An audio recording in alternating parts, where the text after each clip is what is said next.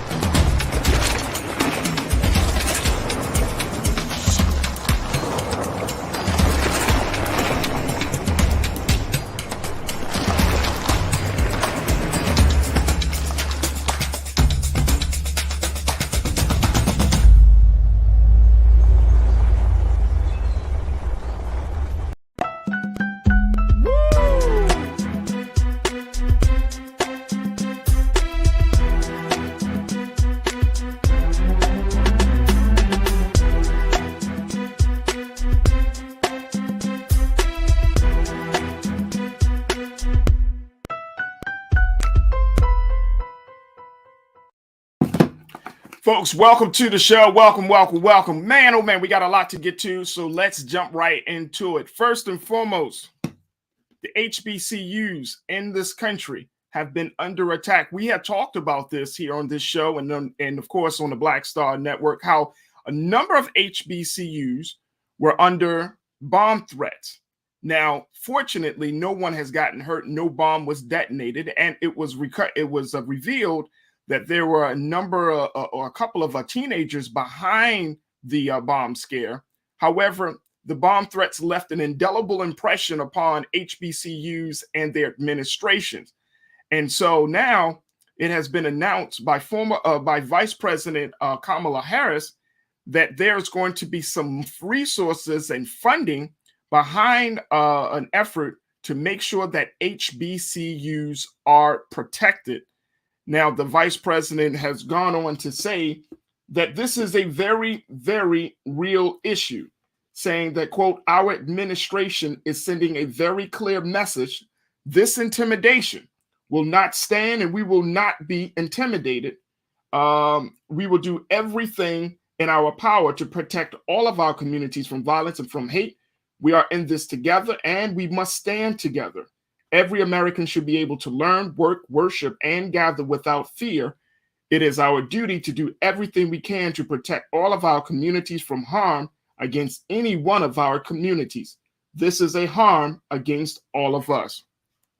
Now, the vice president has gone on to make the announcement just yesterday, and as the announcement was made, there was some discussion and some gratefulness coming from the HBCU community within here in Baltimore. Morgan State University President Dr. David Wilson has gone on to say, quote, the White House is now saying that institutions like Morgan and other HBCU schools that have been threatened in this space where we have had to draw upon our operating sources, parsimonious as they are, to enable us to hire more counselors, to hire more security guards, and to create, if you will, another kind of protective layer on our campus that we can now apply to get some federal support to enable us to do that. This is just some of the remarks here from Dr. David Wilson, president of Morgan State University, after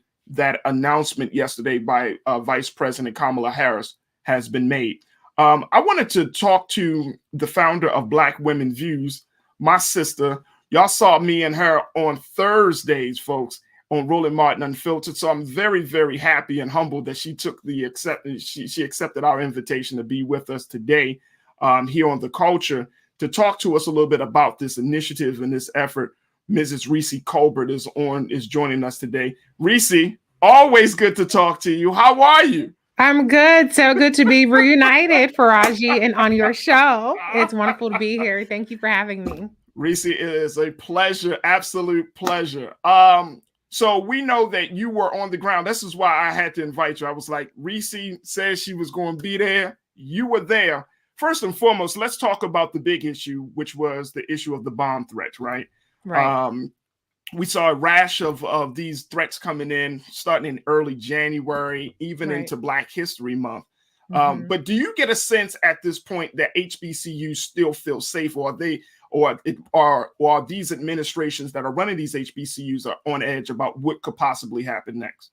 I think that the sense of security is shaken, but I certainly think that they have moved beyond that initial just shock of the spate of bomb threats. I mean, on Black History Month, the first day, 14 universities received bomb threats, and multiple universities have received multiple bomb scares since the beginning of this rash of bomb threats. You mentioned earlier that 6 juveniles had been identified, but that's only in one case. We don't know if they're behind all of the bomb scares or bomb threats. There have been over 56 institutions that are 56 incidents since January of these bomb threats occurring, and they've occurred through calls, through message boards, in a number of ways. And so I think there is still a sense of, we still need support. We're not out of the woods yet. But I did also get the sense that there is a lot more coordination happening between HBCUs and the White House and the agencies involved with the Biden-Harris administration than we had previously known.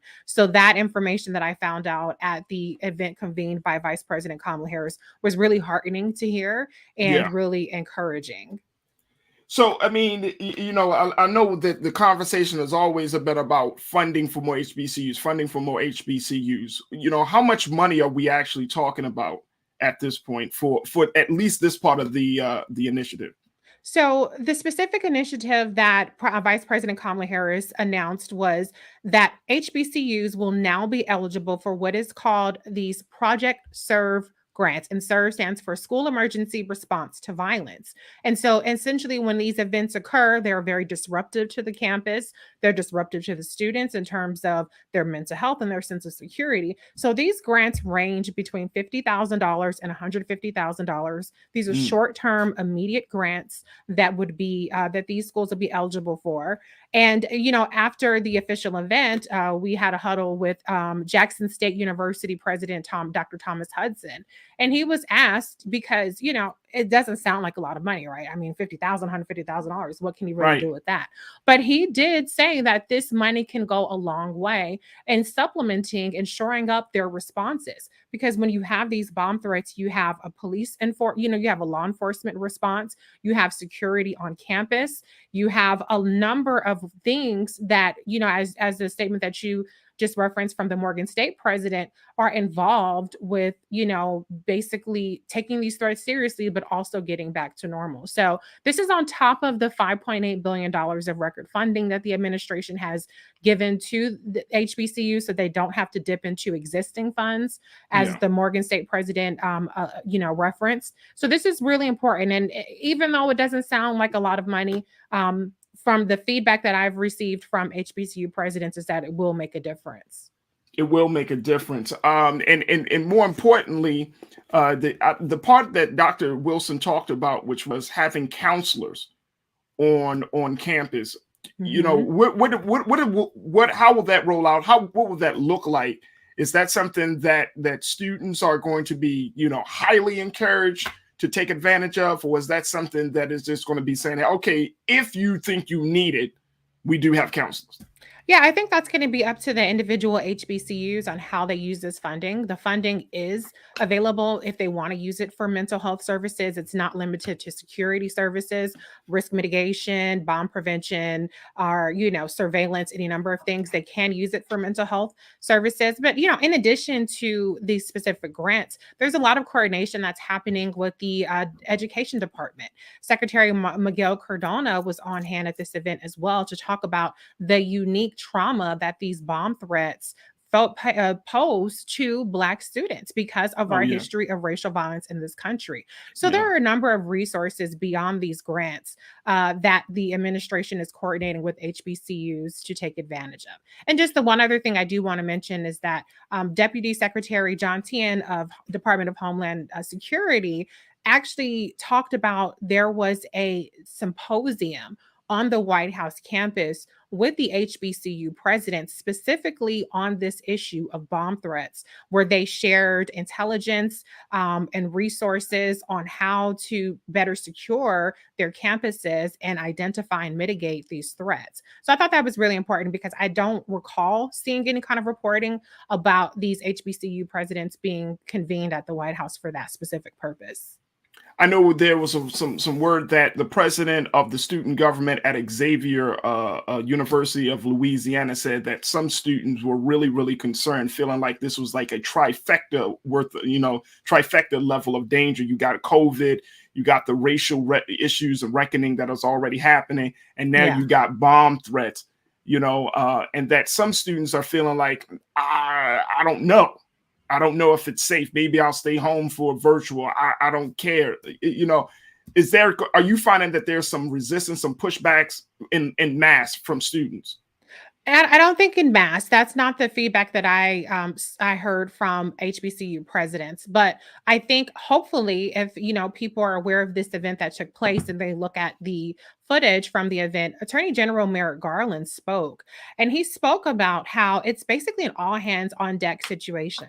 In early February or late February, the FBI released a statement saying that there were 21 field offices that were working with local and state law enforcement on these bomb threats. Well, at the event at the White House, Attorney General Merrick Garland said that there are now 31 field offices that are coordinating on this. And he was very clear that their approach is not to be reactive and waiting until somebody gets hurt. They are, monitoring chatter for threats. They are taking this investigation very seriously. And so, for people who might have felt like this is not getting the kind of attention, the kind of headlines, or even the response from the administration that they feel like a Harvard or a Princeton or a Yale or a Michigan State or whatever would have gotten, I think they could be assured that this is absolutely being taken seriously by multiple agencies within the administration, and they are absolutely doing whatever they can to investigate and thwart any kind of threats. This is I mean, it's a good thing that the administration is responding. It's still crazy that this is happening in 2022. I want to bring culture crew member Shaquaya McKenzie into this conversation. Shaquaya, you are a graduate of an HBCU, the Great Morgan State University. You work with college leaders. You've worked with students in various capacities of your activism work. What do you make of this, and especially the response that the administration is given?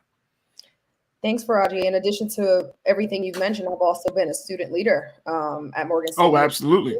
And I can just imagine, as I was in my role as student government president and gleaning upon what you shared from the student government president from Xavier, these bomb threats really did pose a significant threat to the safety and security and mental health of students. And therefore, I think that everything that the White House in coordination with the different departments and with HBCU leadership is instrumental. I think it's following an accord that we've seen. Ironically, I mean, it's funny we can mention, but the Trump administration started acknowledging HBCUs at a higher level, started with more funding. And the Biden-Harris administration has really picked up the baton in a stronger sense and in making sure that the issues that affect these communities are dealt with imminently and vocally. And I think that this will indefinitely create a sense of better security at the universities.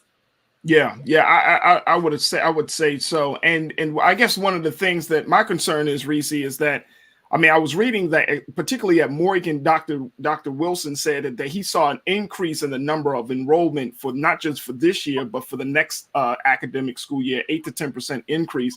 And I'm just wondering, you know, in the next few months, I mean, we're in March, coming up in the fall season when schools are, you know, in that process of enrollment, how much of this situation will play on students' decision to go to their HBCU?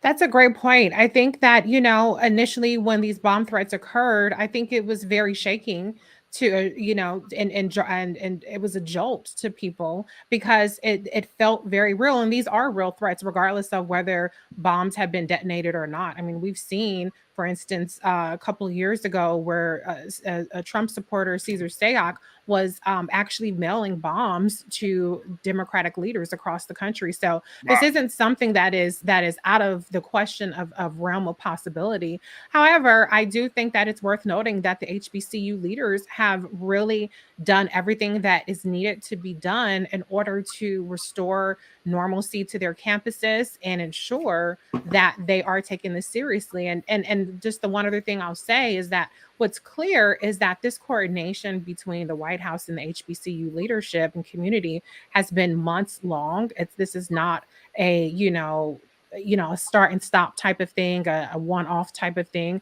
They've been in close coordination for months. So I think to the extent that people are worried about this being taken seriously, state, local, and federal resources are all hands on deck to make sure that HBCU campuses are safe.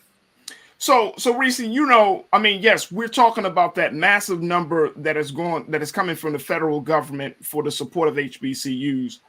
But what about pushing the pedal to the metal on states where these HBCUs are located? I know that something from the NAACP Legal Defense Fund, Janet Nelson, she put it out there that because HBCUs are historically underfunded as it is, this may cost HBCUs a financial blowback. And so how do we, you know, shift the conversation from the Biden-Harris to now getting these states to step up their support, or even the alumni to step up their support and say, look, we need you now more than ever because this type of situation can affect funding. I mean, how do we go about doing that? Or is that even necessary at this point? Absolutely, it is necessary because one of the issues that has affected HBCUs is the fact that states are not funding the HBCUs at the matching rate that they're supposed to. Tennessee owes millions, hundreds of millions, if I'm not mistaken, of dollars to HBCUs there. In Maryland, we also had, Larry Hogan, who held up support for Morgan State. Facts. And so, and that's been held up for years. So what we can do is we can put the political pressure on these states to hold up their end of the bargain. These folks are not actually fulfilling their mandate. These are mandated supports that they're supposed to have, and they're not upholding their part of the bargain. So when you have, this is an election year, this is midterms, so you want to get your local and state officials on board with this. There's also been movement within Congress to try to force the hand of these state and local officials. And then the administration, Cedric Richmond, as an advisor to the president, also talked about states not upholding their end of the bargain and how the administration is starting to help that. So there's a lot that can be done on the state side. And I'm thinking, Shaquaya, that, you know, with this, I mean, we see this happening in corporate America, that comes tragedy can serve as the impetus for opportunity. And I feel like there's no better opportunity to support HBCUs than right now, considering the fact that the environment is so racially charged and there's so much tension that HBCUs need to be protected. Completely agreed. I think that there is, as we know, following the case of George Floyd and Breonna Taylor and Ahmaud Arbery, there's still this resonating sense of collective empowerment and vocal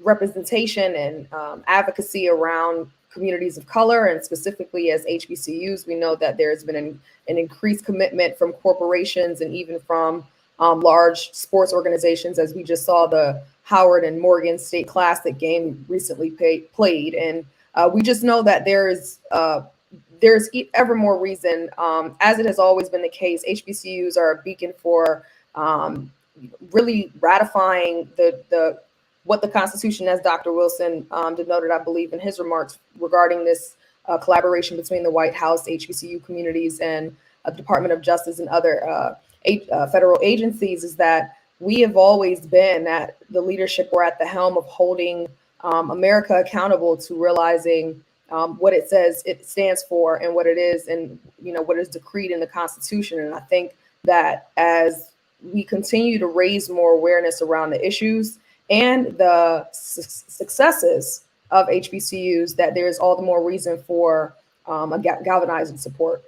Yeah, absolutely. Absolutely. Reese, what's the next step at this point? How do we make sure, and I'm saying from a community's vantage point, how do we make sure that, our students are going to be safe, as they, especially at these upcoming graduations? I'm thinking about, in the next month or two, we're going to be seeing massive gatherings of people at HBCUs. And I still know there are still reports that HBCUs are getting threats, even up to this point. So how do we as the community respond? Well, I think part of it is, in terms of if you see something, say something, right? I know that's cliche. That came from out of 9/11. But at the end of the day, we have to be more aware of our surroundings. We have to report suspicious behavior. If you see chatter online, for instance, if you hear threats, make sure that those things are reported. But I will say that the HBCUs now have a resource guide from the administration that centralizes all of the resources that are available to them. And so I think that, and I believe it actually is something that anybody can download. So I think it's important to know the resources that are out there. But the one thing about terrorism, and these bomb threats are terrorism, is that it wants to break the will of the people that they're trying to threaten. And we know that Black students are incredibly resilient, and they will not be deterred from attending these institutions and perpetuating or representing Black excellence. And so I think that, regardless of what people try to do to deter Black students, they will persevere. And I think that, we'll continue to just keep our eye on the prize and making sure that students are protected.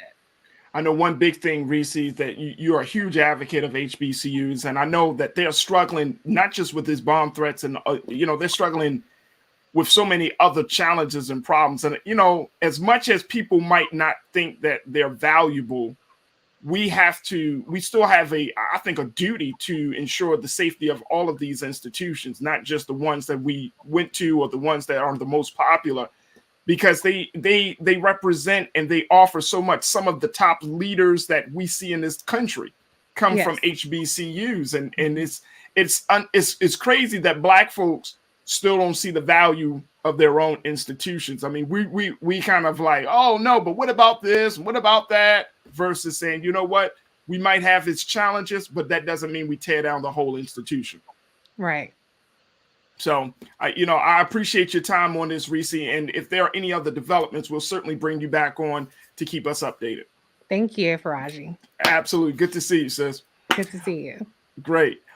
Folks, we got to take a quick pause. When we come right back, let's talk about educating while Black. As we talk about HBCUs, we're going to be checking in with the former superintendent of Baltimore County Schools, Dr. Dallas Dance, to give us some insight of what it means to be a Black educator in a system that is putting Black history and other cultural history behind. We'll have that conversation. So stay with us. It's The Culture right here on the Black Star Network.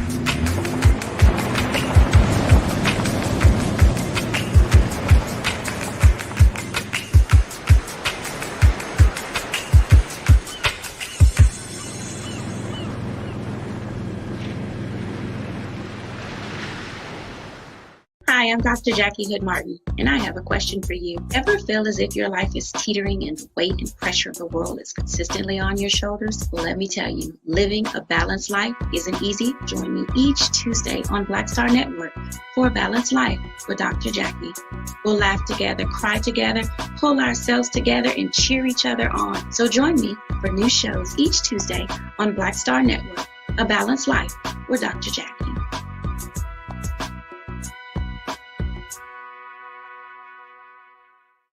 Pull up a chair, take your seat. The Black Tape with me, Dr. Greg Carr, here on the Black Star Network. Every week, we'll take a deeper dive into the world we're living in.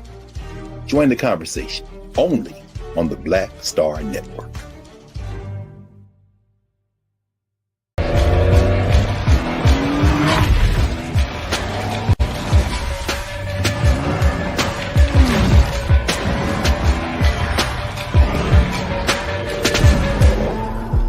Folks, Black Star Network is here. Oh, no punches! I'm real revolutionary right now. Support this man, Black Media. He makes sure that our stories are told. Thank you for being the voice of Black America, Roland. Stay black. I love y'all. All momentum we have now, we have to keep this going. The video looks phenomenal. See, this difference between Black Star Network and Black-owned media and something like CNN. You can't be Black-owned media and be scared. It's time to be smart. Bring your eyeballs home. You dig?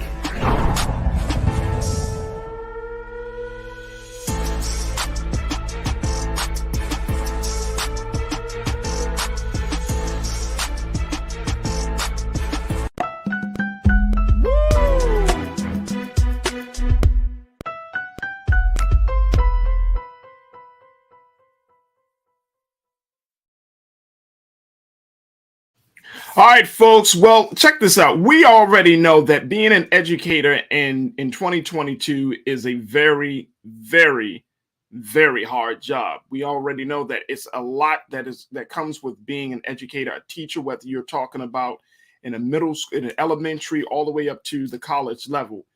But then how much do we really know about being a Black educator in a system that is constantly at odds within itself, a system that is also under attack by parents and lawmakers?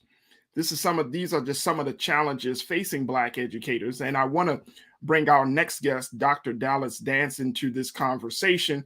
He served as the former superintendent for Baltimore County Schools, and he has a very, very powerful testimony about his journey, but then he can offer some insight about how we can navigate through all of the challenges that are before us and Black students. So Dr. Dance, welcome to The Culture here on the Black Star Network. How are you, sir?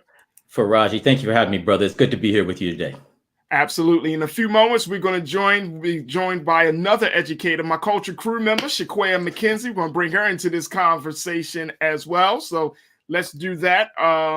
But Dr. Dance, it's certainly a pleasure to have you. You were the former superintendent of schools in Baltimore County, Maryland, right? But you got a story though. You definitely got a story.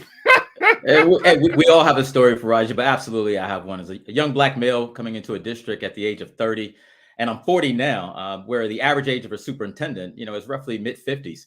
So we all have a story, but I do believe mine is a powerful testimony of being Black, of really thinking through what are sort of the pitfalls that we always have to keep in our mind as Black people in general, particularly Black male. So definitely have a story I definitely love to share. Well, yeah, brother. I mean, we would love to hear it. And, there are so many challenges facing Black students today, Doc. The challenge, I mean, I'm sure you know about the conversations around Black culture, Black history, critical race theory, all of those things. And a lot of people, and I'm talking to Black parents who are trying to figure out, like, if the public school systems across this country are going in this direction where they're kind of creating these barriers, these boundaries on really empowering Black students.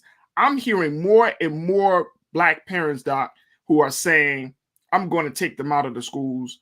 I'm going to start homeschooling. I'm going to start to look into some other, educational alternatives. Have you been hearing the same thing?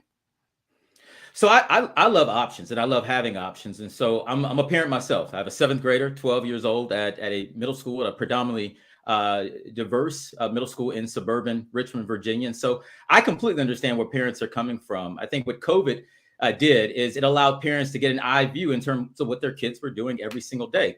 And as educators, I think we took that for granted a little bit. But I think also as educators, we forget sometimes to tell our stories. And so with all of that, and obviously with the politicization of what's happening across our country right now, parents are recognizing that they do want more for their kids, and that includes choice. But I'm a huge proponent of choice for parents, but I'm a still believer in public schools too. But I believe, though, if we're really going to right size this, it's going to really take us looking at school board elections with a more critical eye, and that's what's not being done right now. Those individuals who are, they're hashing out a critical race theory, and they're talking about banning books and banning Black history, which is absurd to me. These are individuals who are engaged in local politics, particularly at the school board level. And I think that's where we've got to get more parents with more compelling, diverse views, with more common sense views at the table to run for school board elections, because that's where the policies are put in place to govern your local school systems.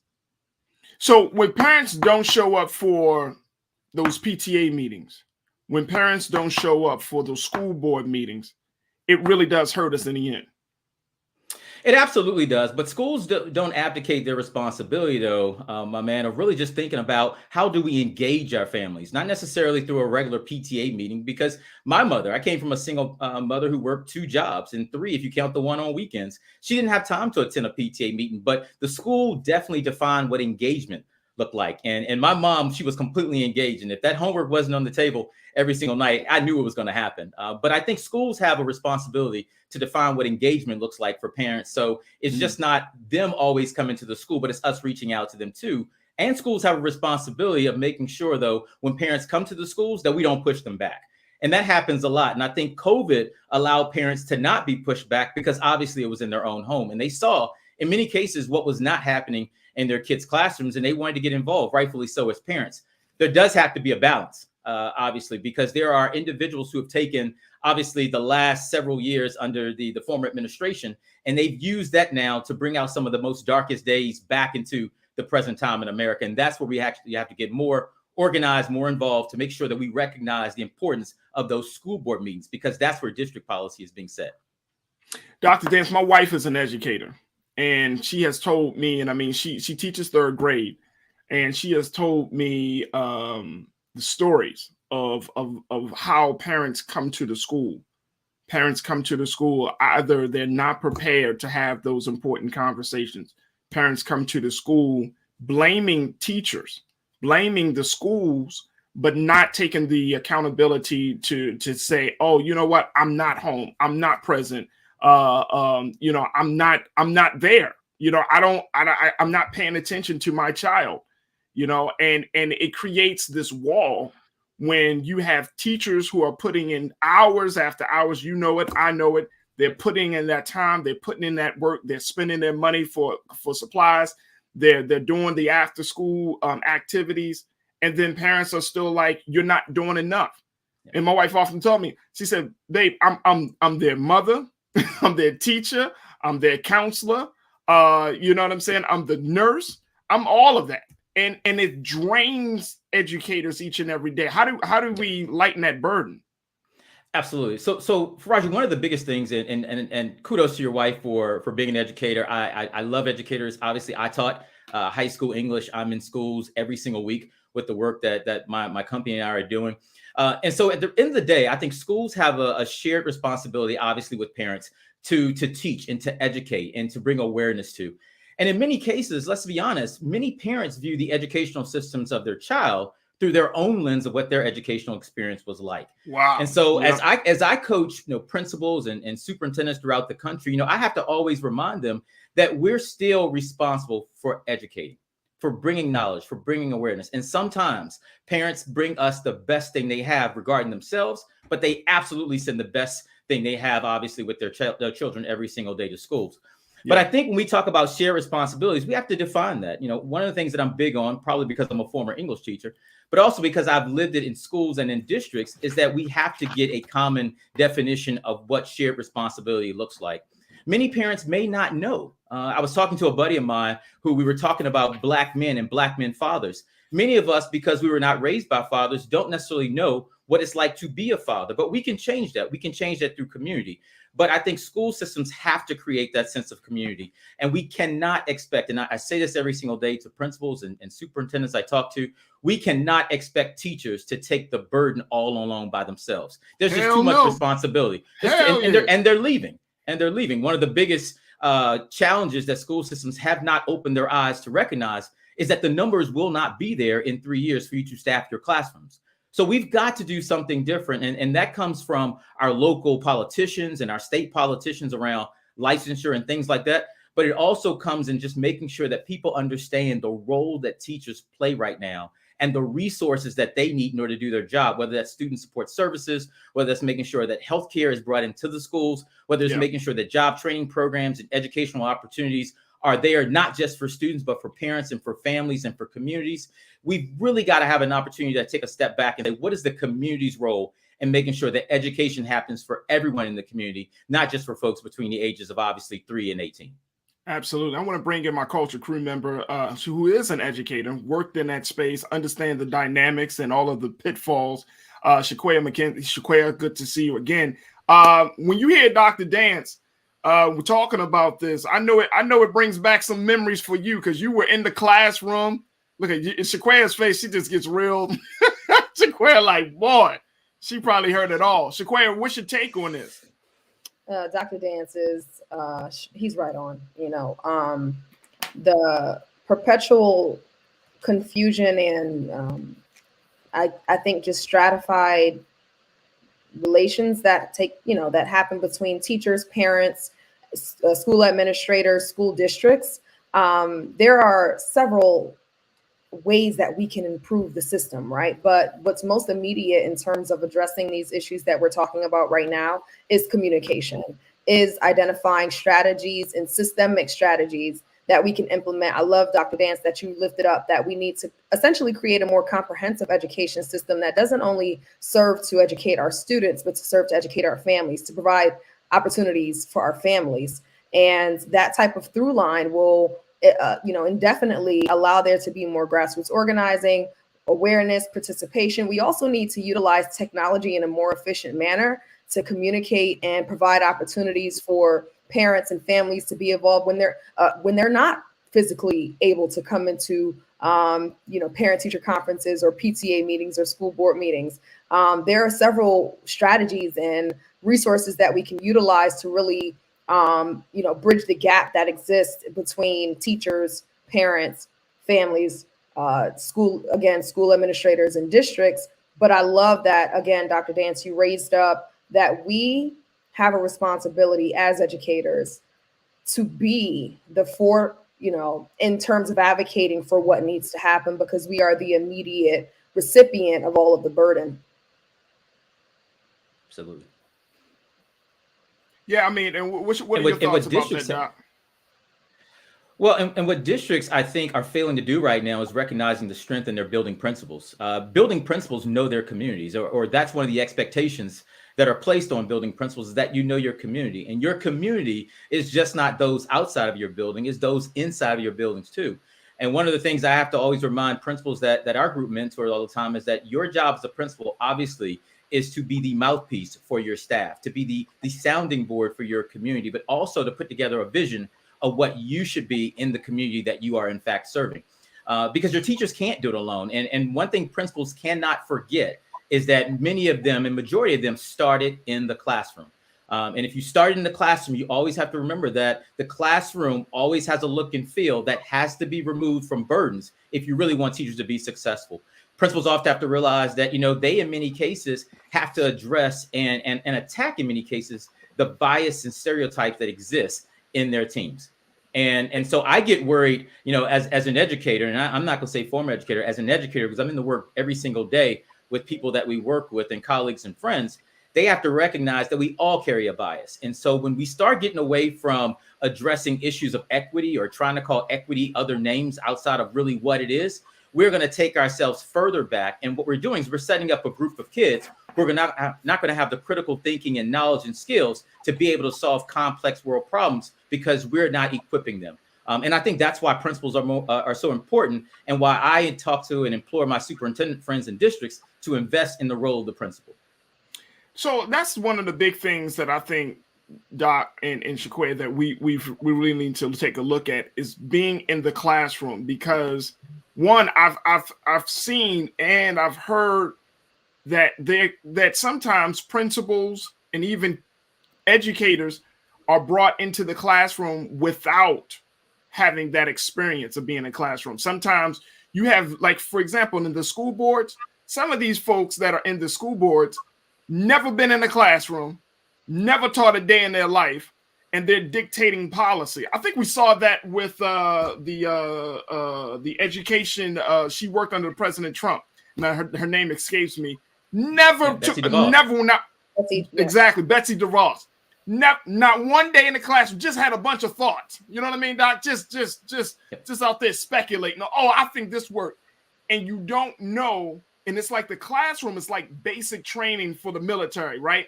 The classroom is where it's all starts. Like for me, if you say you're an educator, I need to know you putting them 10,000 hours in the classroom first to understand the dynamics of what it means. Not that I'm in a leadership role. No, you're an educator because you actually spent time teaching and educating children. You understand the science and the art of that. I mean, and I see that a lot, that we're getting people as part of these decision-making roles that have never been in the classroom. And that's true. And so two very quick thoughts on that, Farajii, is that really when I was a principal and when I was a district superintendent, I would always implore, and I would do it myself too, for our principals and our district staff to go back into the classroom, to go substitute teach, not for one day, but for a couple of days at a time, because it keeps you grounded in the work. But one of your main topics, and you're right, individuals particularly, and we're the only field where people do this. Everyone has an opinion on education because all of us supports it through our tax dollars and through our spending. Come on, Doc. But at the end of the day, though, we would never go to a doctor's office and tell our doctor what to do if we were coming to him or her for anything. But we do that to our teachers, which really just shows a lack of respect that we have for the profession, when literally we would not be, any of us, where we are without teachers. But that groundedness with the classroom is so important. And so school board members who don't go into the classroom, but yet they want to have an opinion on it, that's troublesome. School boards who don't talk to teachers. Did we lose the connection with Doc? Okay. Just exacerbates the problem, particularly as opposed to ameliorating it. Absolutely. So it's always important for school board members to go back into the classroom. Oh, no doubt. Shaquia, what's your take on that? I mean, I know you ran up against, some of that BS yourself. What's your take? Yeah, there is indefinitely an issue with continuous professional development in an administrative level. And by professional development, I mean opportunities to be most in touch with the most recent advances in pedagogy, in classroom instruction evaluation. And it's just kind of like this pedal footing that happens, as Dr. Dance referenced, just in terms of people being able to, eviscerate their own opinion about what should be happening rather than following research and rather than following the individuals who are actually doing the work in the classroom. I have a split opinion about preparation and training and certification for teachers. I think that, as mentioned, there's going to be a shortage. There already is a shortage of teachers in the country. There's absolutely going to continue to be a shortage of teachers of color, teachers of male teachers of color, because there is such a barrier. The stress and perpetual burden that educators of urban communities face are different than suburban and rural communities. Actually, urban and rural communities have more in common than anything in terms of the lack of resources and the allocation of fiscal support by state and federal funding. And I think that there needs to be really, a really comprehensive conversation around how we better fund schools to have better preparation academies and or partnerships with organizations I know that have traditionally been criticize one way or another, whether you consider Teach for America or like if you living in a city like Baltimore City or where there's organizations like Urban Teachers. These are pipeline organizations that take college students who didn't have an education background and prepare them to serve in the classroom for a limited period of time, right? Like there have been issues with these systems, but we know that we can look at other examples of federal sponsor programs such as AmeriCorps. You mentioned the military, ways that we can essentially create better pipelines into preparation for classroom instruction and educators. But I also think that there is indefinitely just, again, that comprehensive scope that needs to be evaluated in terms of what the ladder for promotion and opportunities are or advancement are in school systems, what professional development looks like on each essentially the spiraling of professional development that takes place at each level, so that each leader in the educational system, whether you're a teacher, whether you're a school administrator, whether you're a school district leader, whether you're a school board member, there is this interrelated process about how we are constantly advancing education collectively, how we are looking at education, utilizing technology, building relationships with grassroots organizations and or nonprofits that serve schools. There is so much that can be done. And I think, there is much that has been done, especially as we've braved through the pandemic. And I really applaud educators again for being in the classroom and sticking through, everyone who has had the capacity to do that. And there have been some people who haven't the capacity that I give grace and say thank you anyway, because it's not easy. But I will say that there is much work to do in terms of professional development, so that the people who are at the highest level in education understand what's happening on the ground level, and that there is a multifaceted conversation with all stakeholders to ensure advancement. Absolutely. And Shaquaya and Dr. Dance, I want to throw out a couple of things as we're having this conversation. One is something from Time Magazine. They put it out that 20% of public school teachers, and this is including those who are at charter schools in the U.S., identifies people of color, compared with more than half of the students. Only 7% of teachers identify as Black. At Lusher in 2020, 13% of teachers were Black, compared with 22% of the students. Also, the RAND Research Study Group, they put out some facts to saying that Black teachers were more than twice as likely as other teachers in the winter of 2021 to say they plan to leave their jobs at the end of the 2020-2021 school year. And so we're seeing, to speak to Shaquaya's point, the shortage of Black teachers is crazy right now, to say the least. We're seeing more white teachers teaching Black students. My question, Dr. Dance, is how much does that impact the quality, the content of the education? Absolutely. So one of the things, and your statistics are spot on. As a matter of fact, I think you'll see even lower percentages as we go into the next school year. But I think one of the things that folks fail to realize is that diversity actually benefits every single kid. Obviously, as you know, if kids see, or Black students see Black teachers, and particularly as Black students, Black male students see Black men teachers, obviously that's going to have a tremendous impact just on a mental well-being of a student, to know that someone looks like you in the environment that you're in right now. We cannot underestimate that. But also it does bring a cultural perspective even to non-Black students, that I think, and this is why I get concerned about this whole talk around, what is critical race theory and why are we trying to whitewash history? That's crazy to believe that kids cannot take critical thought and that we cannot present realistic information to them and they decipher it in order to make their own opinions based on it, as opposed to us trying to impose something on them. But, one of the things that you've talked to Black teachers who decide to leave, they'll tell you whether it's from microaggressions that they experience with their schools or with their teams, which is why the building principle is so important, or the culture that exists in their buildings. All of these are important things that if they're not necessarily getting what they need and the resources, it's going to be a problem. And that's going to trickle down to where Black students in classrooms are starting to rise up themselves and say what they believe they know they need. And I'm excited to see that. As a principal, as a superintendent, I loved student voice. And whether it was after George Floyd, when students started protesting, whether it was when COVID was happening and students started protesting, we have students protesting right now because they're not getting the mental health support they need. And we can, as adults, we can actually fix that and prevent that by actually focusing on building great cultures in our school for all students, but particularly students of color and Black students. Yeah, I mean, and that leaves us to wonder, what is going to be the state of education over the next, or at least over the next year, with all of this tension right now, with this lack of cultural diversity being not just taught, but to be understood, And I think that and I'm a huge proponent of this, Doc and Shaquia, if the teacher isn't teaching it at home, that's when the parents need to fill in the gap. That's when the community needs to fill in the gap. Teachers can't teach and cover every single thing of a child's development, right? Even though they're there for 6 to 8 hours with your children, you still got to do something. They are not babysitting service. You still have to make sure that your child, if they're not teaching diversity, if they're not teaching the full history of certain things, that's when you come in and you fill in the gap. But Doc, as we close out on this part of the conversation, what do we need to do to create and encourage a more inclusive educational environment and experience right now?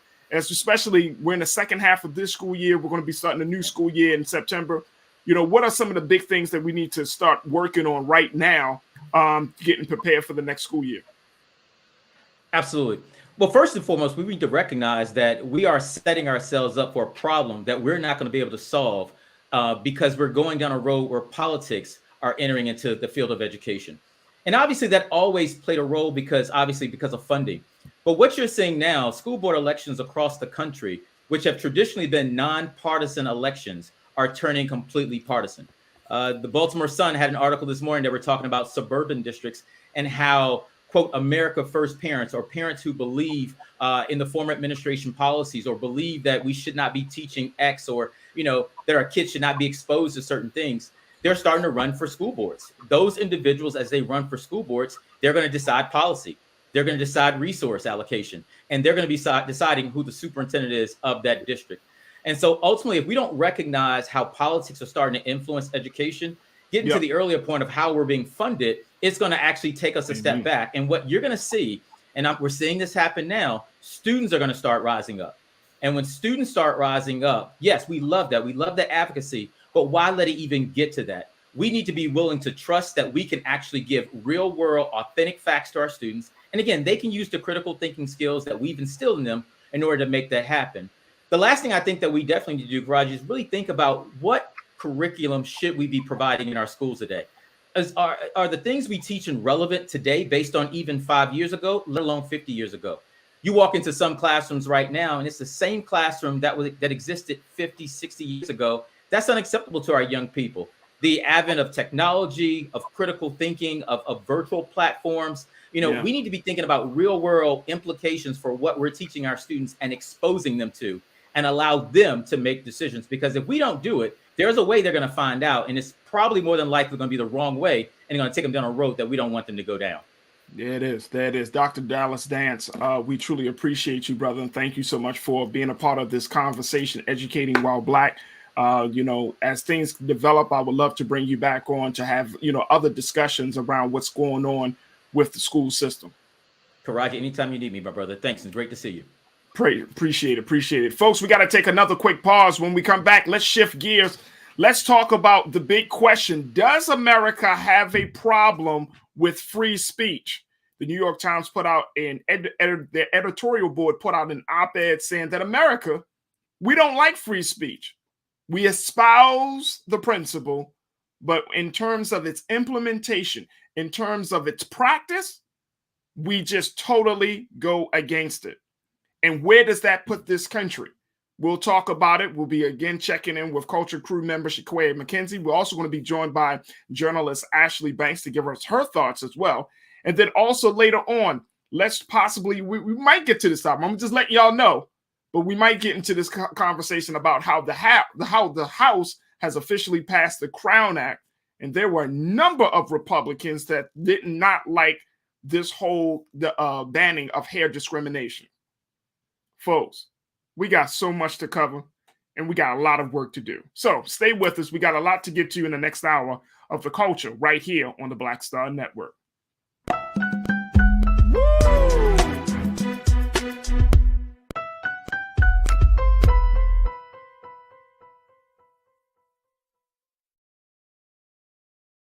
Don't you think it's time to get wealthy? I'm Deborah Owens, America's Wealth Coach, and my new show on the Black Star Network focuses on the things your financial advisor or bank isn't telling you. So watch Get Wealthy on the Black Star Network.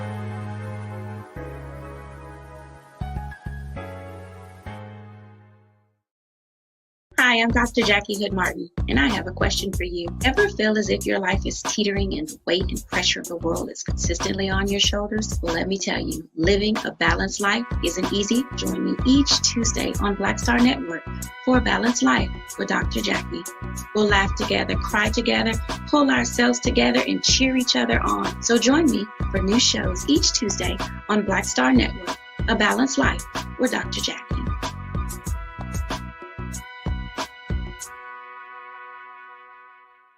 Pull up a chair, take your seat. The Black Tape with me, Dr. Greg Carr, here on the Black Star Network. Every week, we'll take a deeper dive into the world we're living in. Join the conversation only on the Black Star Network.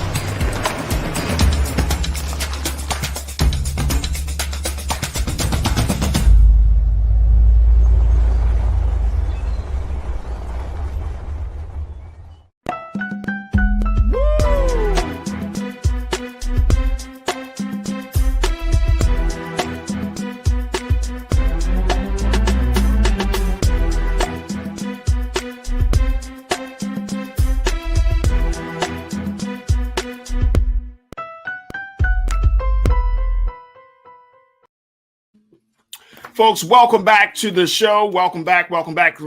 Powerful first hour. Absolutely powerful first hour. Talking everything about HBCUs to educating while Black.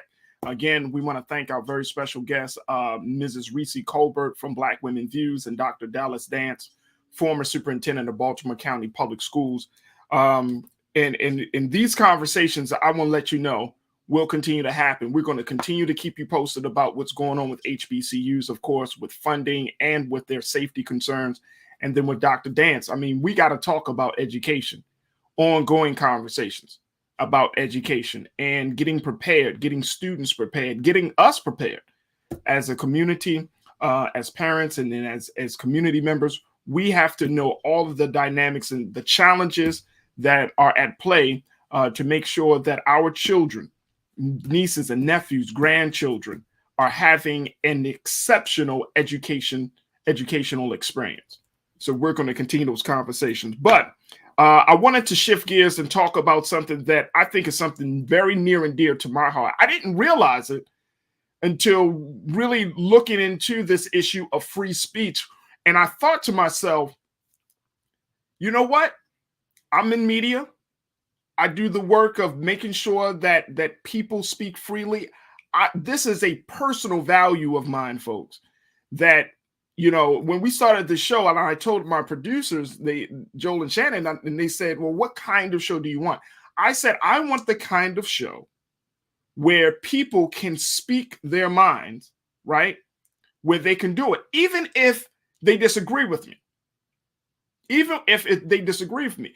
Because I truly, truly value people's expression. I truly value people sharing their opinion. Now, if you're going to share your opinion, just make sure that you, to the best of your knowledge, it includes facts. And even if it doesn't include facts, don't, just share your opinion. You can share your thoughts on these things, right? And if you have questions, then you have questions. But the purpose of any platform, I think, any show, is to get people involved and engaged to the point where they feel like what they're going to say or what they're saying is important. I think that's a human fundamental right. I want to bring my culture crew member, Shaquaya McKenzie, into this part of the conversation because Shaquaya, you and I, we do speeches. We've had community conversations. The one thing that I know without a shadow of doubt that diffuses any conflict is giving people an opportunity to say what's on their mind, to get that stuff off their chest. And once you get it off your chest and the other person receives it, they're actually listening. They actually listen and they receive it and they address it. It's like all of the hot air comes out of the room. People are willing to talk. People are willing to have a constructive dialogue. And it's just so important. I didn't think about it until recently. Like, that is an important value to me. People having the ability to speak freely. I agree, Farajii. It is something that as Americans, I know that, everybody can't recall or recant their, the Bill of Rights or the Declaration of Independence, maybe verbatim. But what we know is inherent in this country and what has advanced all progressive action that has led to additional justices and opportunities that were not available to everybody when this country was founded is freedom of speech. It is the First Amendment. It is the most important safeguard for a democracy, and it is what allows people to self-govern. I agree with you that when there are opportunities for individuals, communities, political parties, all the sects of a society to be able to engage openly and transparently, regardless of the amount of contention that may come from the discord of disagreement, it is an opportunity for us to continuously sharpen ourselves and sharpen each other. But the lack of tolerance and the lack of understanding that was essentially really, chatteled in through the Trump administration, and as we continue to see play throughout the Biden-Harris administration with just the extreme division that we have in the country, is really creating a barrier for people understanding how to reckon with the responsibility and the privilege, if you will, of the First Amendment and versus the fear of recourse or what could happen if you say what's on your mind in a group of people that don't agree with you. And we know cancel culture is very real. We know that just as the divisiveness of politics and of general culture and of race and of economic stratification, there has been great, just really hard, a really weakened system of freedom of speech. Absolutely. Absolutely. And that's why I think it's important, Shaquaya, that we have this conversation. Again, this is not one of those hardcore news topics, but this is a cultural topic that needs to be discussed, because it seems like each and every day, our idea of freedom of speech is just being disrupted. And this is what the editorial board for the New York Times, they put it out there. They said America has a free speech problem. And I'm just asking, do you agree or disagree with this? So put your thoughts in our chat room, whether you're on Facebook, YouTube, wherever you are. But do you believe that America has a free speech problem? Let me just share with you just some of the remarks from the editorial board of the New York Times. It starts off saying, for all the tolerance and enlightenment that modern society claims, Americans are losing hold of a fundamental right as citizens of a free country, the right to speak their minds and voice their opinions in public without fear of being shamed or shunned. That's the fear, folks. Now, check this out. I want to share with you just some data that the New York Times did around this issue of free speech. I'm going to just pull it up here because I want to make sure I'm saying it correctly. But this data is that, check this out. In a national poll commissioned by Times Opinion and Siena College, check this out, folks. Only 34% of Americans said they believe that all Americans enjoyed freedom of speech completely. The poll found that 84% of adults said it is a very serious or somewhat serious problem that some Americans do not speak freely in everyday situations because of fear of retaliation or harsh criticism. 84%. 34% believe that they can. 34%. 34%. I want to put this quote up there, Keenan brother. Let's put this quote up here, the first one, about many Americans. Check this out, folks. Many Americans are understandably confused then about what they can say and where they can say it. People should be able to put forward viewpoints, ask questions, and make mistakes, Shaquaya, and take unpopular but good faith positions on issues that society is still working through, all without fearing cancellation. Yeah. You know, I want to bring Shaquaya. I'm gonna let you share your thoughts. I want to bring in Ashley Banks, who is a journalist. She's a writer for many publications, but she's also in the world of media, so she understands the level of free speech. Ashley, it's good to see you again. Thank you so much for checking in, sis. How are you? I'm doing pretty good. Good to be having this conversation. Yeah, absolutely. So, Akina, let's put that quote back up there really quickly, because I want people to marinate on this. Many Americans are understandably confused then about what they can say and where they can say it. People should be able to put forward viewpoints, ask questions, and make mistakes, and take unpopular but good faith positions on issues that society is still working through, all without fearing cancellation. I mean, Shaquaya, you can't even state your perspective because you're worried about somebody just shutting you down. And don't let that perspective be off. You know what I mean? Don't make a mistake about your views about what's going on. Oh my God. I mean, we got into this crazy place. We're in a conflated place in society where, because of such a huge volume of misinformation, and essentially like propagandized information that baits people towards positions one way or another, there is this very tribal sense of what we believe and tribal protective sense of how we want to present it and how we want it to be received.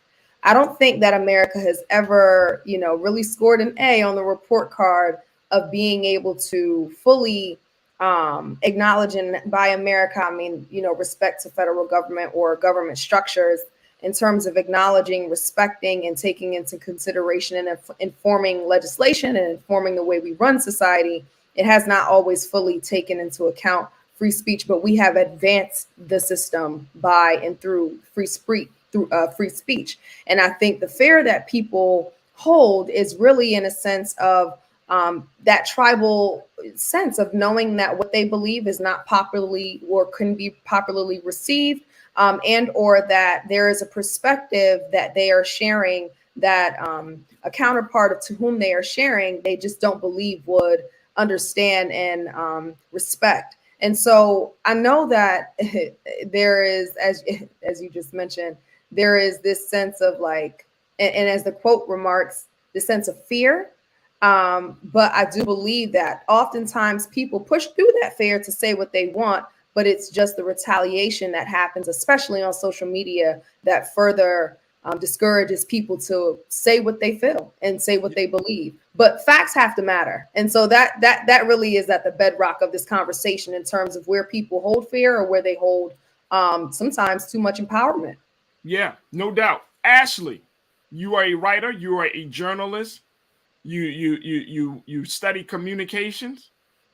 I mean, we're at a very, very interesting place. Some people would say that this is a that we're at a place where it seems like communication, free speech, which serves as the quote unquote bedrock of our democratic system, is deteriorating. Yeah, I'm also studying law, and so That's right. You're a future attorney, Ashley. That's right. That's for sure. So the quote that you read, the thing that stuck out to me was saying good faith. If somebody's putting in a good faith effort with their opinion, whether they're tweeting it or saying it on a show like yours, Farajii, good faith is subjective, right? Your good faith effort may be different from my good faith effort. And so, yes, free speech is something that we all have a right to, right? But I believe that sometimes free speech crosses that line of it being hateful speech, right? Or it threatening another person where it needs to go checked. And so let's say somebody is tweeting something and they believe that their opinion is right, but at the same time, it's offending another race. It's offending the Black community. It's offending the Asian community. At that point, that person may be putting out something they believe is in good faith and needs to be discussed. But if it's poor to another community and poor taste to another community, it needs to be checked. There needs to be a balance. And like Shaquay, you were saying actually, Farajii, earlier on, being able to have a platform like yours where you can give your opinions, talk about whatever you want to discuss. But it is important to back up what you're saying with facts.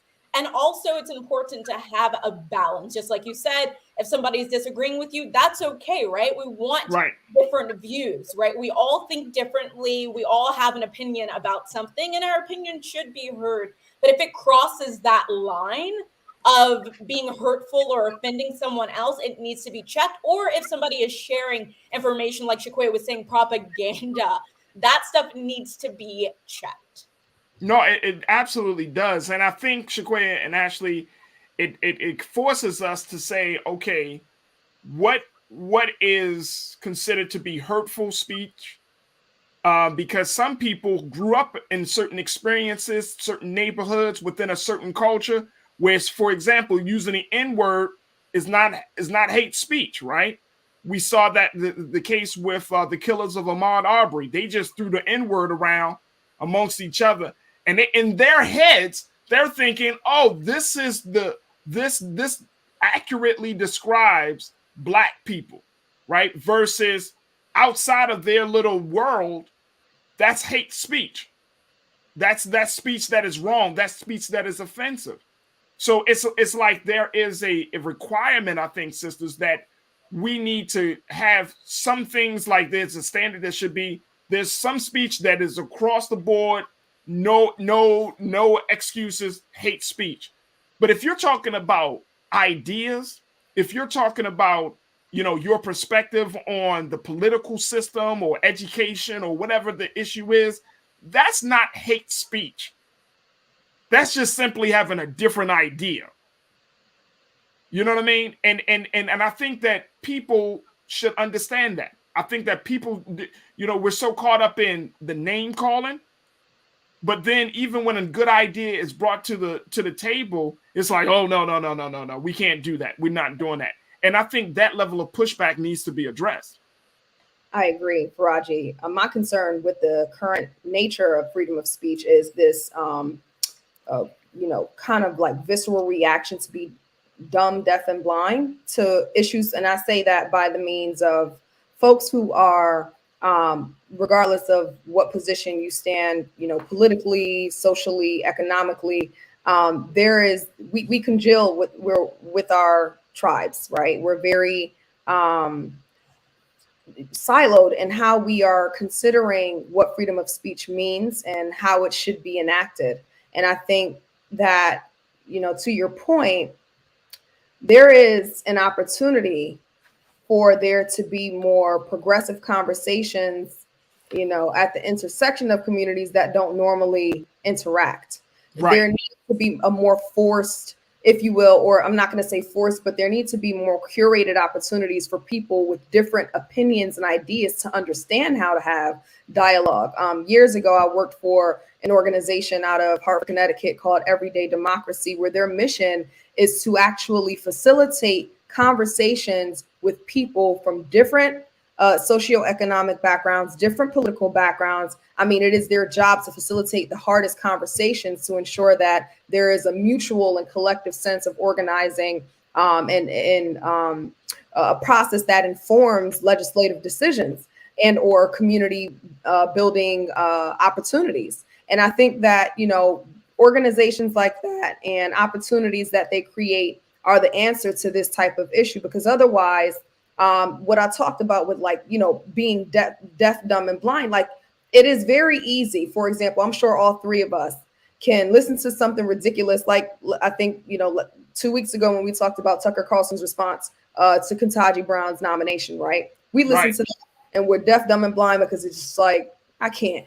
you know, like we put up an arm to it. But those are the very opportunities we need to be forceful in actually enacting a dialogue respective to not just trying to shame the other person in their opinion, but bringing facts to the table. The hard part of that, which Ashley acknowledges, is that people don't want to, you know, really reckon with truth. And so there has to be, no, I'm sorry. I just, you know, and I think this is the, like, when we look at, and I'm glad you brought up the Tucker Carlson thing, because you know, when you hear certain people, you got to take in what has been their history, what has been their pattern.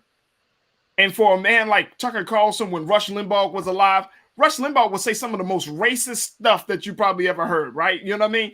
And you can't just be like, oh, well, he just said it this time. No, this is his pattern. This is what this man actually believes, right? And so when you do listen to somebody speak, right?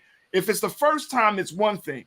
But if you've heard people for 1,000 times and they always kind of bring up certain things and say it in a certain way and wink and nod and all of the little dog whistles, it's like, bruh, nah. You're not just posing a question. You're casting doubt from a racist lens, or you're casting doubt from a sexist lens, or you're casting, you know, you're acting as if that this is investigative journalism, when in fact, it's just your bullshit. But this is, you know what I'm saying, on how you see the world. That's the contention, is that is the, you know, what is free speech? That is their advocacy of a person who advances such, you know, ridiculous accusations or pours opinion from a hate-centered lens. So it's a marriage of us being able to withstand ridiculousness in order to continue to affront what is truth, what is facts, deal with it poignantly, eloquently, patiently. And that, I think, is the only remedy to this issue of free speech. Otherwise, we just continue to silo ourselves and call the other crazy. Absolutely. Let me just share with you ladies just some of the comments coming in. Iman checked in. Iman Bell says, look, I'm a freshman in college, and this past semester, people literally laughed at me when I was speaking from my Black perspective at this predominantly white institution. I'm transferring to an HBCU. PWIs don't like free speech. Ashley? As someone who attended a PWI for graduate school, so undergrad, I went to Morgan State University with Shaquaya. And then I went to AU for film and video, and now I'm at UB, which are both predominantly white institutions. And so American University at the time, I was also a reporter in DC, and I was reporting on the racism that was occurring at that school, where students were placing bananas and nooses outside of dorm rooms where Black students were, or when they received their first Black SGA president, they were calling her monkey and saying all of these slanderous things. Right.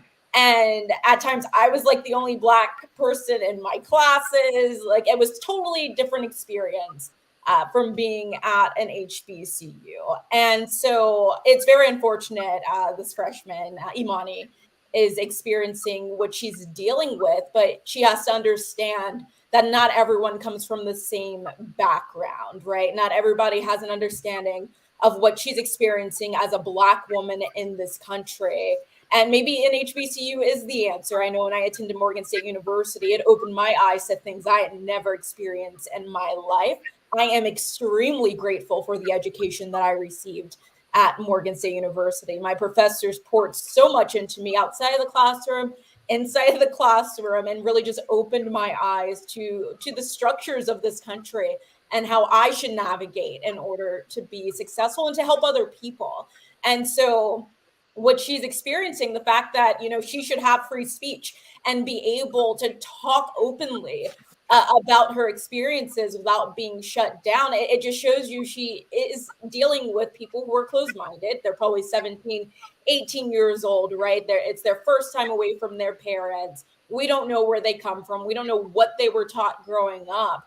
But she has every right to express herself. So it's very unfortunate that Imani is being laughed at. But Imani, if you are listening, I really hope that this doesn't stop you from having confidence and from speaking up, because your voice does matter. People need to hear your experiences in this country. Absolutely, absolutely. Zoe checked in and says, Zoe is always a long-time watcher.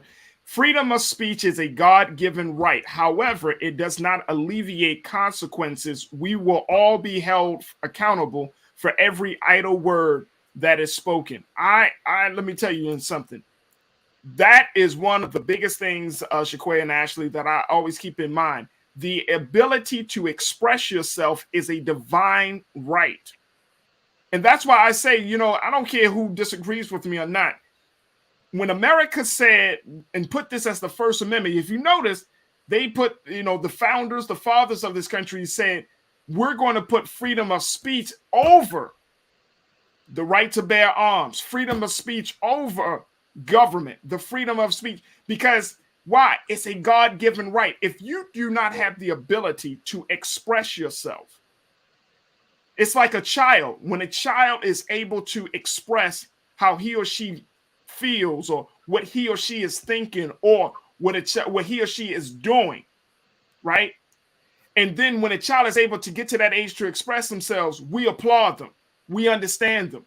We were happy for them. But imagine if a citizen can't express what they're going through.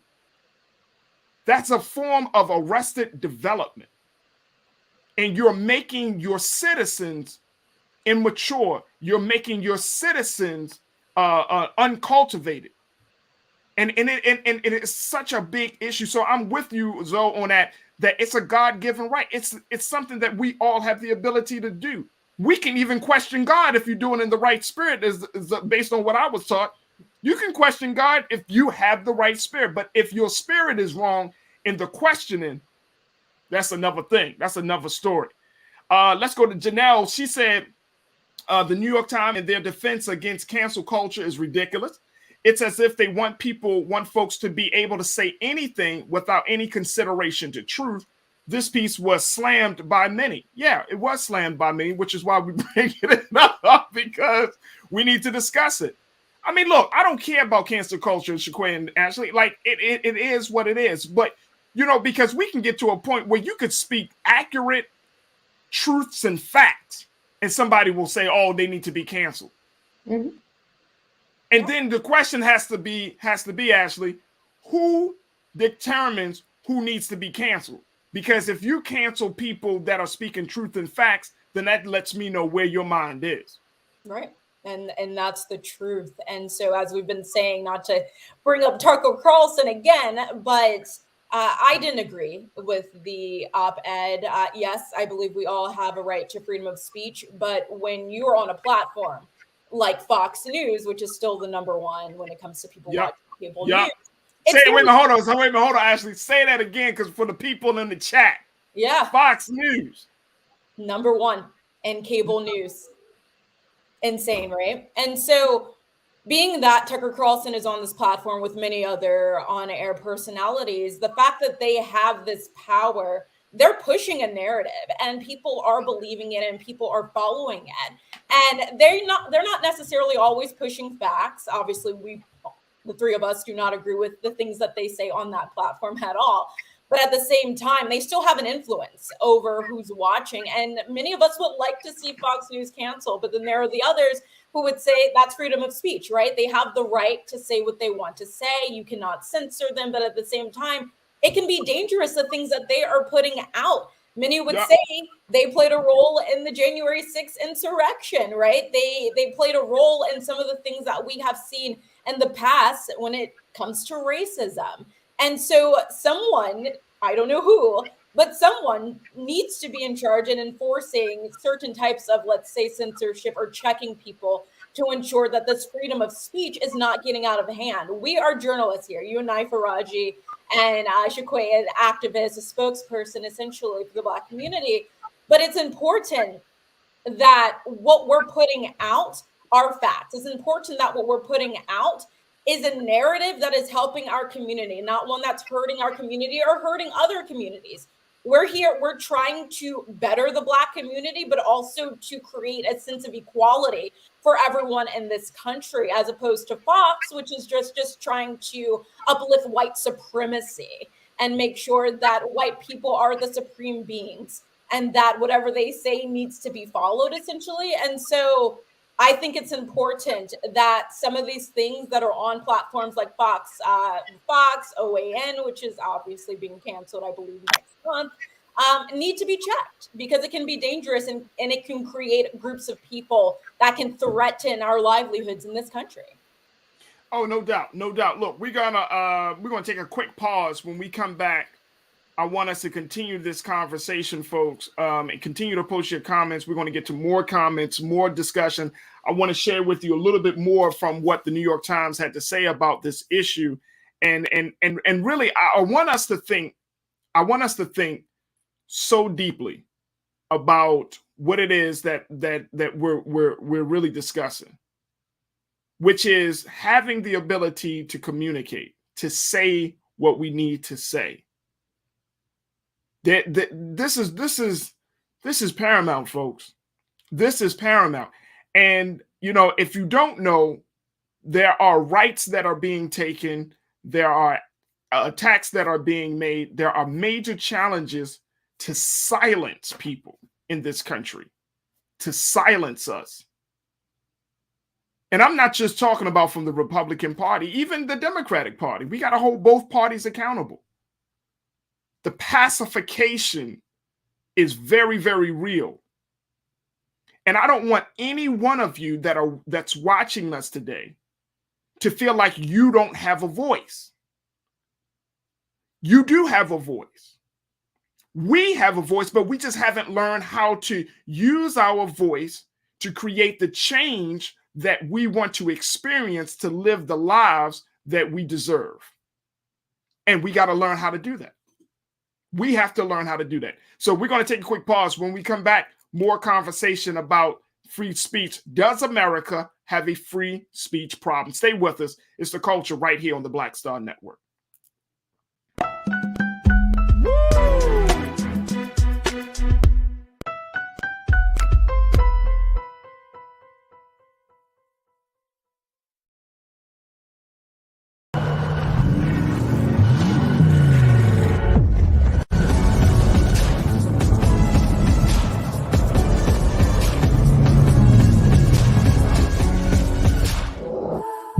Don't you think it's time to get wealthy?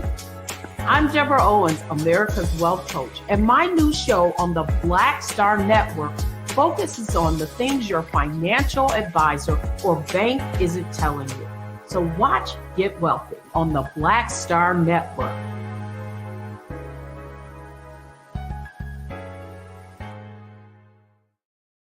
Hi, I'm Dr. Jackie Hood Martin, and I have a question for you. Ever feel as if your life is teetering and the weight and pressure of the world is consistently on your shoulders? Well, let me tell you, living a balanced life isn't easy. Join me each Tuesday on Black Star Network for A Balanced Life with Dr. Jackie. We'll laugh together, cry together, pull ourselves together, and cheer each other on. So join me for new shows each Tuesday on Black Star Network, A Balanced Life with Dr. Jackie.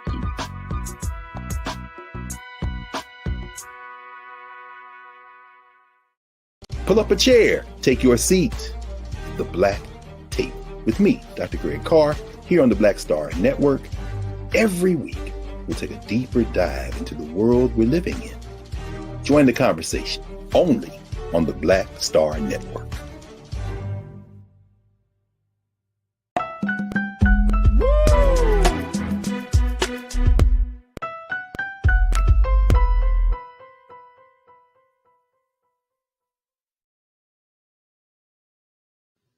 Folks, welcome back to the show. We've been asking the big question, does America have a free speech problem? The New York Times put out an op-ed from its editorial board saying that, well, this country does. Everything from cancel culture to us not taking the time to listen to opposing viewpoints. It has put us in a very, very vulnerable place within the democratic system that we're currently a part of. And I'm asking this question because I know that there's been some controversy around the take that the editorial board from the New York Times has had, but it forces us to ask this question. Do we really do have a problem with free speech in this country? So I want you to agree or disagree, share your thoughts with me. We're going to try to get to as many comments that we can. And I'm also having this conversation with Culture Crew members, Shaquaya McKenzie, who is an educator and an activist, and journalist Ashley Banks to be a part of this discussion. Ladies, again, thank you so much for joining us. I want to share some more thoughts from our watchers around this issue, because they've been posting some really, really good stuff. Janelle Fields checked in and said, Farajii Muhammad, those complaining about free speech aren't looking for free speech. They are looking to spread ideology and be accepted for it. But if something causes discomfort, they want a law. Is that the place we at, Shaquaya? Oh, Shaquaya, you on mute? Thanks. It's summing up a phenomena that's true. As was mentioned from another viewer, it's like freedom of speech is dangling carrot for those who really come from a hate-centered lens, because they want to speak without impunity and they want to speak without being held accountable to transmuting, lies and propaganda. But I do think there's something that was raised in this article that stuck out to me, and I want to read it aloud. That's relevant to this point. I just really want to hear you two, what your opinion is on this, because I'm a little embattled about it. In the article, they shared that ideas that go unchallenged by opposing views risk becoming weak and brittle rather than being strengthened by tough scrutiny. When speech is stifled or when dissenters are shut out of public discourse, a society loses its ability to resolve conflict and it faces the risk of political violence. And I want to lift up the example of the phenomena we talked about in the last segment with Dr.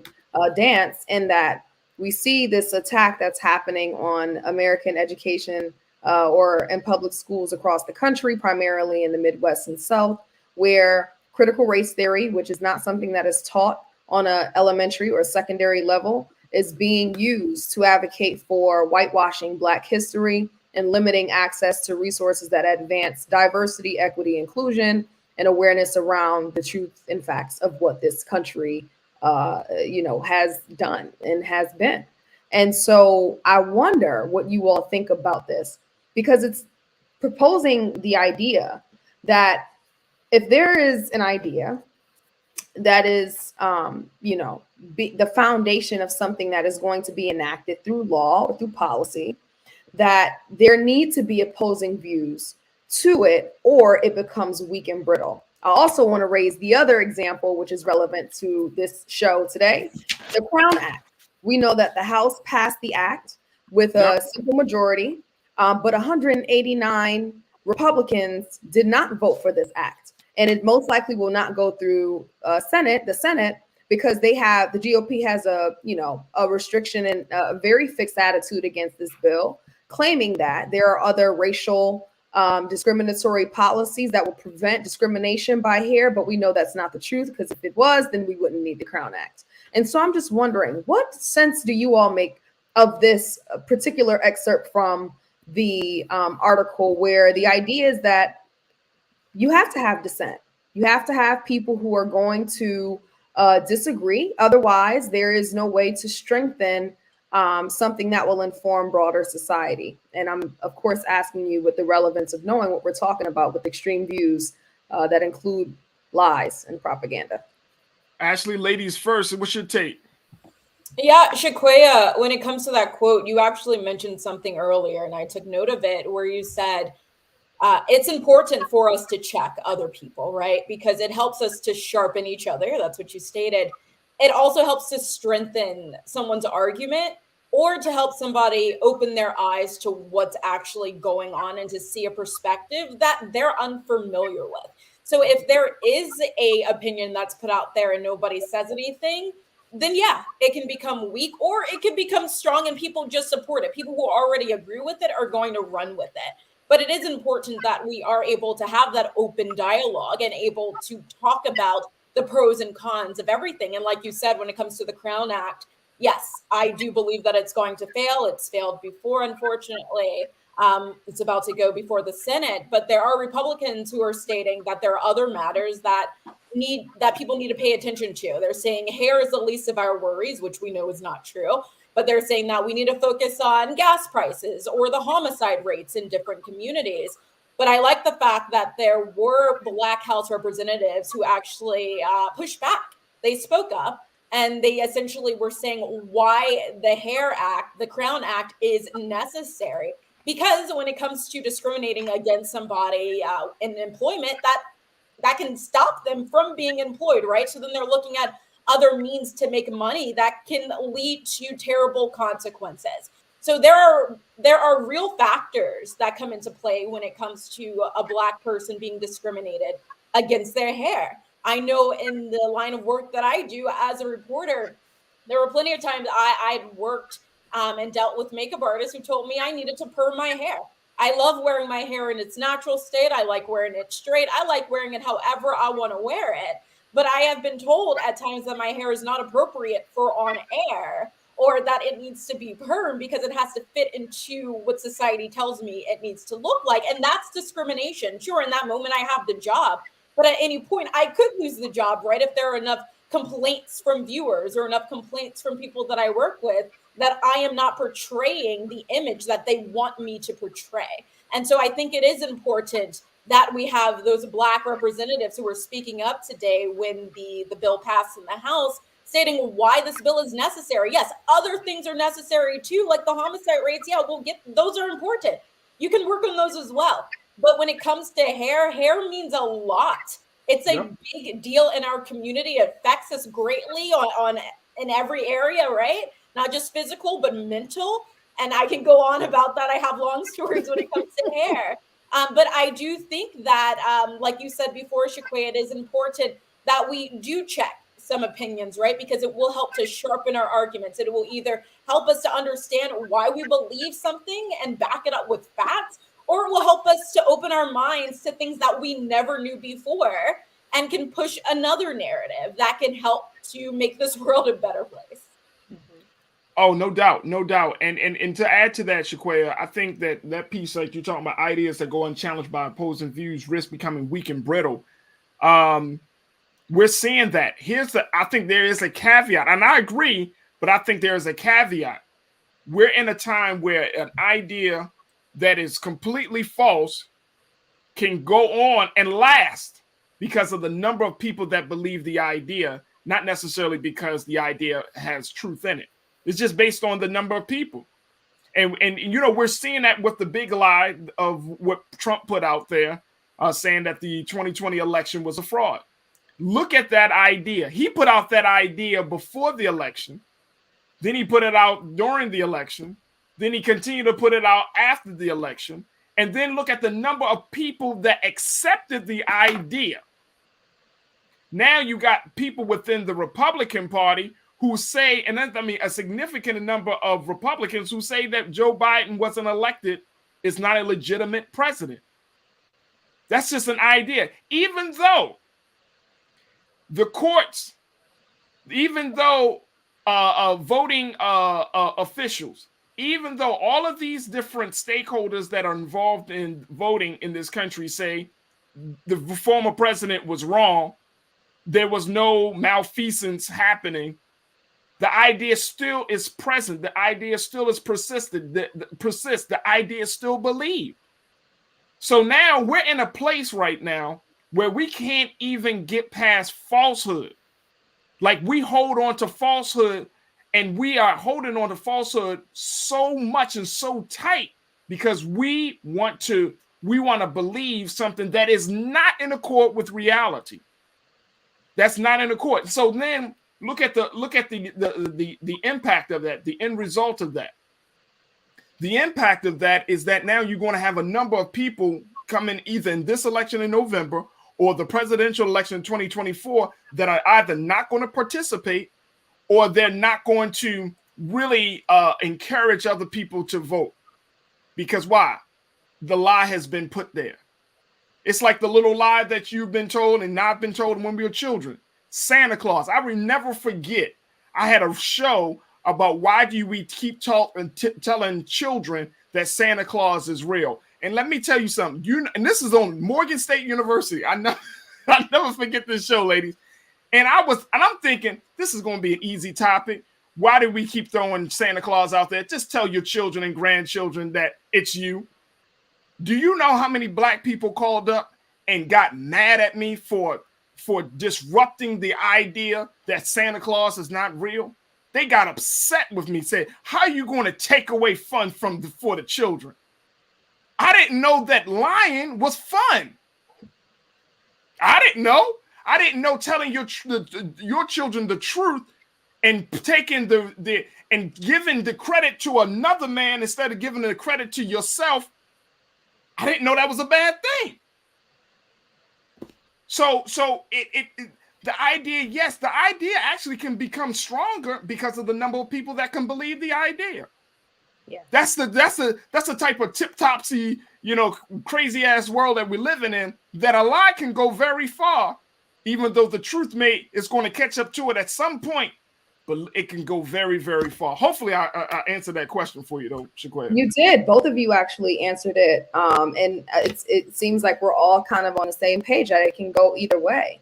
You can have an idea that goes challenged and it still becomes weak because of the lack of support, or you can have an idea that goes unchallenged and it becomes stronger, such as we see with the advocacy for banning critical race theory, which is just another word, which, it doesn't exist. So it's a cloak for banning racial history and Black history, or I'm not going to say Black history because it's also Jewish history. It's also Latino history, but there is a ban for truth.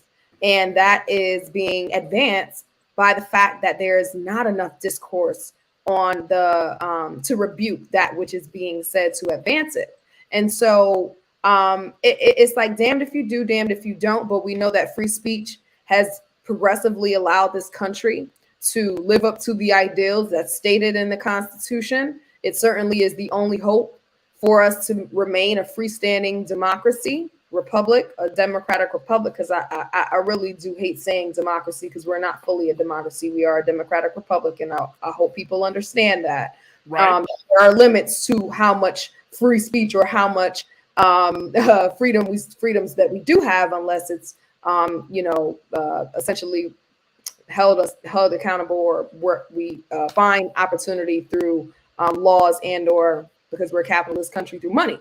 But I want us to constantly, those of us that are in the space, to advocate for this topic. Farajii, I'm so grateful that you brought this up as a topic today, because I think that Black people in particular have really been embattled with free speech as a means to continuously, it's something that we're not really confident in terms of it being something that we can utilize. And that's not just now, it's been a part of the history, right? Like, does free speech mean the same for us?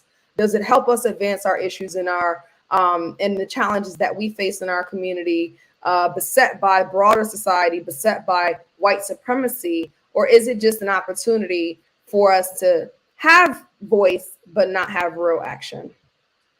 I mean, and I think that is the big thing, and this is why I think that it's important for us to bring this up, because we are certainly living in a time, and as we wrap up this part of the conversation, even though we're wrapping up, we're trust and believe I'm going to come back to this discussion, but we are at a point in time where silence is our silence on issues, our silence about the direction of this country, our silence may become a huge impediment for the liberation, for the freedom, justice, and equality of Black people and all people that are oppressed in this country.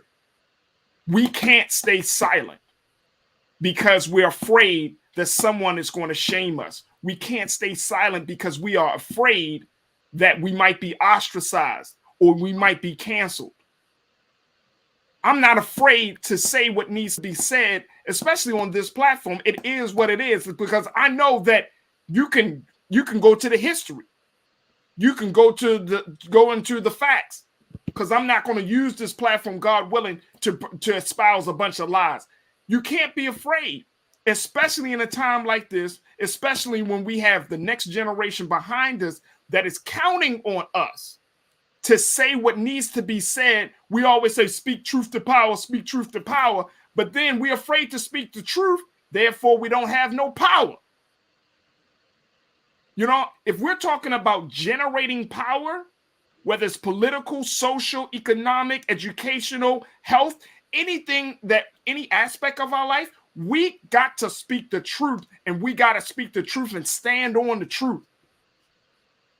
And we got to say it not to be hurtful, but we got to say it because it needs to be said. And most importantly, it empowers us. If you just because you know the truth doesn't always mean you know how to say it. So we got to learn that skill as well, Shaquia and Ashley.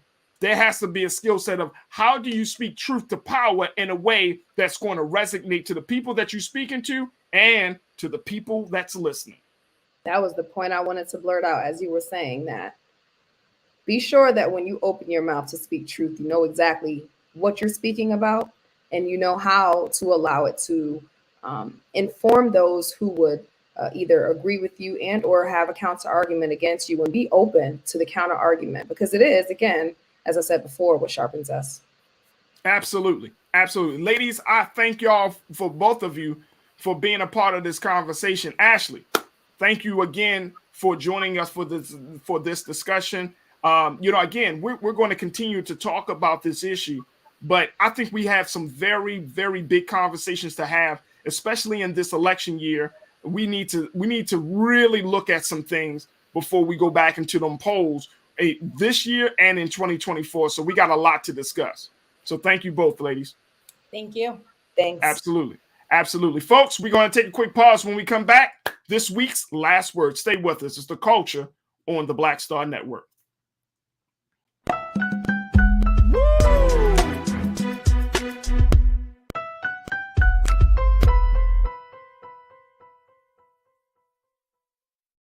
Pull up a chair, take your seat.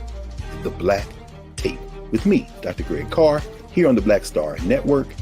Every week, we'll take a deeper dive into the world we're living in. Join the conversation only on the Black Star Network.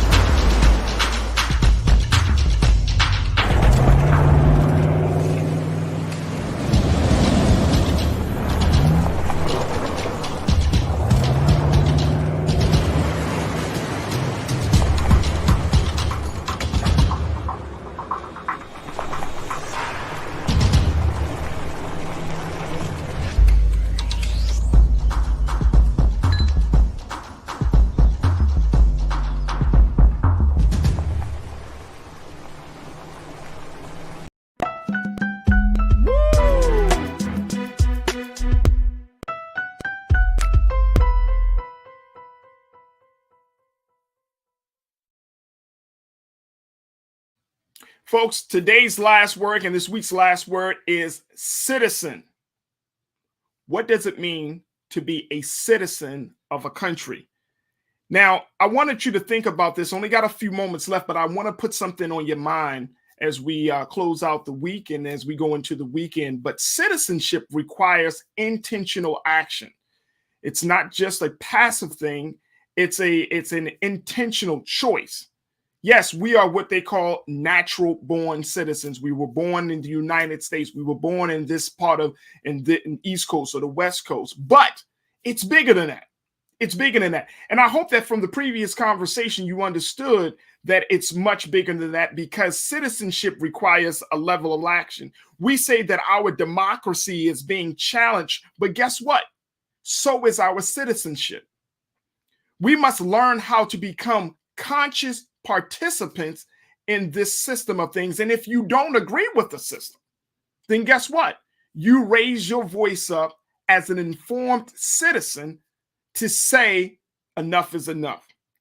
Here's the thing, folks, about being a citizen, because this is why I say it's an intentional action. It is a verb. It's not just a noun, it's a verb. If the government goes astray from its values, from its goals, its mission, from its constitution, its Bill of Rights, then what should you do? What should I do? Do you go down the wrong path with that government? Or do you, as a citizen, make the conscious choice to encourage others to follow the path that you know is right? And that's one of the big things that I think that we are looking at in this country. When we're talking about free speech, when we're talking about dealing with history, when we're talking about anything that is related to the edification of us, to the cultivation of a people, if you see that there is a decline, it is your absolute duty. It is your right. It is your imperative to say something, to be a citizen. Because guess what? This country is going into this is just my personal opinion, so you can agree or disagree, and that's fine.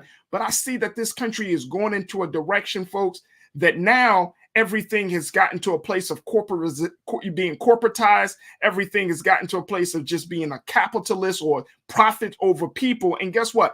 I'm a huge, huge believer of people power. I have faith that people can change the government. Not that the government changes people, but the people can change the government. Yes, government puts in certain laws. Government can enact legislation. But if we, the people, don't embrace those laws, if the people don't truly believe the actions that lead to legislation, then there's not going to be any change. But all of that is contingent upon how you see yourself. We don't have the liberty.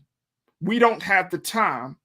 We only have history to show us what passive citizens can really accomplish. And that's not much, folks. At this point, we can't be passive citizens. At this point, especially Black people in this country, we have to start having the hard conversations that lead to the hard questions where we got to make the hard decisions. Are you tired of the way this country is going? If you are, the big question is, what are you going to do about it? Are you just going to talk about it? Or are you going to put in some work to show that your citizenship requires more from you?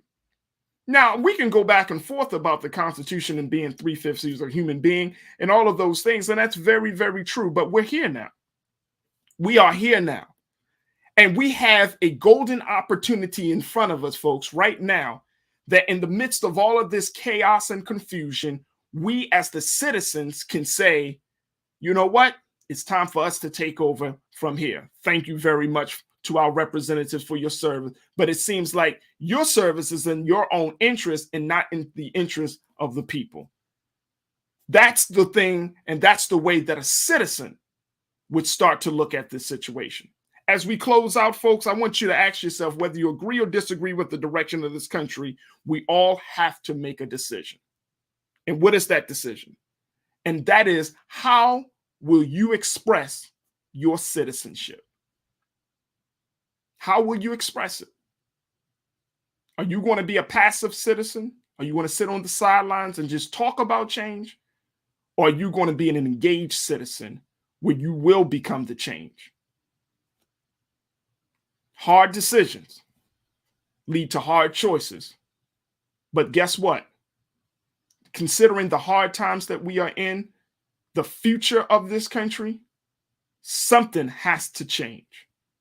And none of those things will change unless you and I, as engaged citizens, decide it will. That's my last word for the week. I truly appreciate each and every one of you for being a part of the conversations, all of the fantastic comments, the great shares, the number of shares. Continue to share the show, but we truly appreciate your support. And of course, the other supporters, if you haven't had a chance to give something to the Black Star Network, this is your opportunity to do so, folks. BlackStarNetwork.com. You can go to our website. If you have not downloaded the website or the app on your phone or your TV, all of those things, you can do so free of charge. And it just helps us to continue to build on what the momentum that we have right now. So support the Black Star Network, support Black-owned media like never before, and support yourself in the process. I thank you so much. Thank you so much. I can't thank you enough, but I thank you so much for taking time out of your day to join us, to tune in. And it is truly, truly appreciated. Stay tuned. Up next at the 6 o'clock hour, of course, my big brother, Roland Martin. Make sure y'all check out all of the fantastic programming that we've had this week, from the Black Table to A Balanced Life to Get Wealthy. This is phenomenal programming. This is what Black-owned media is all about. This is what we do. All right. So God willing, we'll be talking on Monday for another exciting edition of The Culture. We got a great number of great guests that are going to be joining us all next week. I cannot wait to have these conversations and show you how we are continuing to grow, how we are continuing to just have these discussions and just set the whole situation on fire. So make sure y'all tune in. As always, never be afraid to challenge what's wrong, stand for what's right while being yourself in the process. God willing, we'll talk on Monday for another exciting edition of The Culture right here on the Black Star Network. Talk to you soon. Peace.